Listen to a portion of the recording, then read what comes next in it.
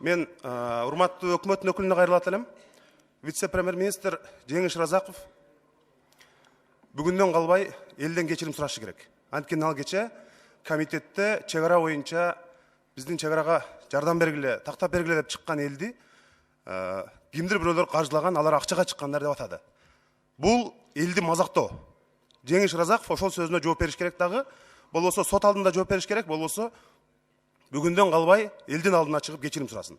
Факты жок. Ошолчо Баткенден, чек арадан, Айыл ападан келип бул жерде өкмөткө жакшынакай талабын коюп, радикалдуу сөздөрдү эмес, элдин талабын, карапайым элдин талабын айтып атса, акчага чогулгандар деп атады. Бул абдан чоң ката. Бүгүндөн калбай Разаков сөзсүз түрдө же кызматын тапшырыш керек, ошол сөзү үчүн. Бул деген мазактоо да, кыш жылдеде ушул жерде эл чек арадан кыйналып келип митингге чыгып атса, ал акчага келгендер деп атса.